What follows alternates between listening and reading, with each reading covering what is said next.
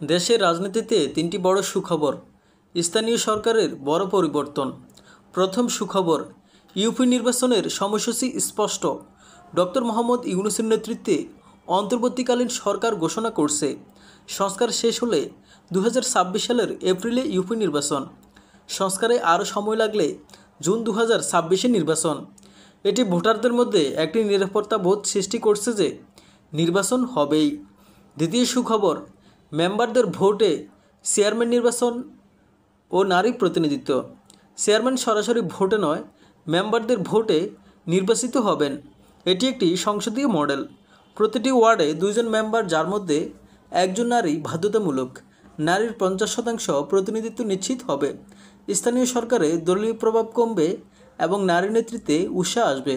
তৃতীয় সুখবর, শিক্ষাগত যোগ্যতা বাধ্যতামূলক। মেয়র ও চেয়ারম্যান হতে হলে ন্যূনতম বিএ পাস থাকতে হবে। এর ফলে শিক্ষিত ব্যক্তিরা রাজনীতিতে আগ্রহী হবেন। টাকা পেশিশক্তির দাপট কমবে। সচেতন ও যোগ্য নেতৃত্ব তৈরি হবে। চতুর্থ সুখবর, অনুপস্থিত চেয়ারম্যানদের বদলে প্রশাসক নিয়োগ। যেসব ইউপিতে চেয়ারম্যান অনুপস্থিত, সেখানে প্যানেল চেয়ারম্যান বা প্রশাসক নিয়োগ হবে। নির্বাচনের আগ পর্যন্ত সেবা ও প্রশাসনিক কাজ চালু থাকবে। জাতীয় নির্বাচনের মতো স্থানীয় নির্বাচনও সংসদীয় ধাঁচে নির্বাচন হবে। চেয়ারম্যান হবেন মেম্বারদের ভোটে।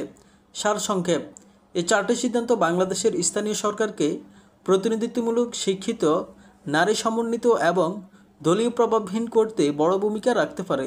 পরবর্তী আপডেট পেতে সাবস্ক্রাইব করুন।